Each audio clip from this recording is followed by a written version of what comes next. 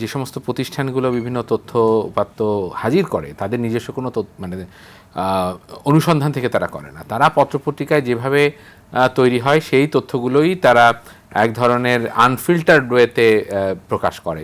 এটা আমাদের জন্য আসলে খুবই দুঃখজনক। এর আগে আমরা দেখেছি কেবলমাত্র আইন ও সালিশ কেন্দ্র এবং মানবাধিকার সংগঠন অধিকার এরা ফ্যাক্ট ফাইন্ডিংটা করতো এবং সেখান থেকে কি ঘটনা পেয়েছে সে বিষয়ে বিস্তারিত জানাতো। তো আমাদের দেশে যেটা হয়েছে, এতগুলো রাজনৈতিক হত্যাকাণ্ড কিভাবে হয়েছে, কোনটা রাজনৈতিক না, এবং কোনটা কেবলমাত্র গোষ্ঠীগত সমস্যা, কোনগুলো জমি নিয়ে সমস্যা, কোনগুলো অর্থনৈতিক সমস্যা, এই জায়গাগুলো বিভাজন হয়নি। আর সেকেন্ড যে বিষয়টা মব নিয়ে আমি বলবো, এই মব করতে গিয়ে ডেইলি স্টার প্রথম আলোতে যখন গিয়েছে, আপনার নিশ্চয়ই মনে আছে, এখন যে মবটা চলছে আমি বলবো যে এটা নিঃসন্দেহে মব, এটার প্রতিবাদ হয়তো অনেকে করতে চাইবেন। আপনারা বলবেন যে শান্তিপূর্ণভাবে তো হচ্ছিল, শান্তিপূর্ণভাবে আপনি ঢাকা বিশ্ববিদ্যালয়ের ক্যাম্পাসে আপনি করছেন না কেন? ঢাকা বিশ্ববিদ্যালয় ক্যাম্পাস, এই বিশাল ক্যাম্পাসে বসে আপনি করছেন না, আপনি করছেন কোথায় এসে? আপনি এসে মানে আপনি ক্ষমতার দাপট দেখাচ্ছেন। দেখুন, এইখানে একটা ছেলেও নাই, যে ছেলেগুলো সামনে দাঁড়িয়ে এই সমস্ত চাপাবাজি করছে তার ভিতরে একটা ছেলের ওই নৈতিক অবস্থান নাই যে হাদির জায়গা নিতে পারবে, একটা ছেলেও নাই। হাদি যে ক্ষমতা, যে স্পিরিট ছিল, সেটা আমরা আমাদের মানুষের ভিতর থেকে পেয়েছি এই কারণে প্রত্যেকে ফিল করেছে because is a very simple guy.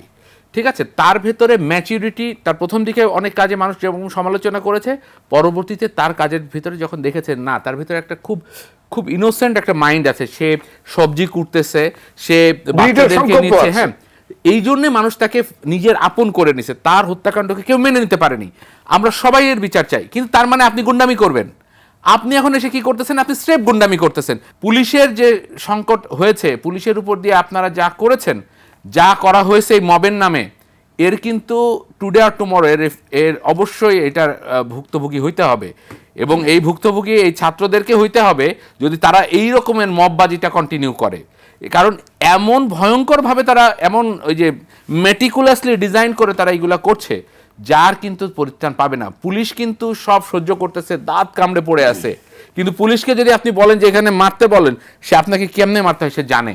So আমি চাই না সেই দিনটা আসুক। আমি চাই যে আমরা বাংলাদেশে এই মুহূর্তে শান্তিপূর্ণভাবে যদি হাদিকে নিয়ে আমরা একটা সত্যিকার অর্থে একটা সমাবেশ করতে পারতাম, সত্যিকার অর্থে। এখন আন্তর্জাতিক মিডিয়া আসছে, এই মুহূর্তে অন্তত 50 জন আন্তর্জাতিক মিডিয়া আছে, আল জাজিরা, লামোদের, এমন কোনো, আমার সব ফ্রেন্ডদের সাথে কেমনমাত্র ওইখান থেকে ঘুরে আসলাম, সব ইন্টারন্যাশনাল মিডিয়া এখন বাংলাদেশের ফোকাস। সেইখানে এসে আপনি হাদিকে জবাই করে, হাদির ইস্যুটাকে জবাই করার জন্য এখানে একটা ভায়োলেন্স করছেন, অ্যাবসলিউটলি মব।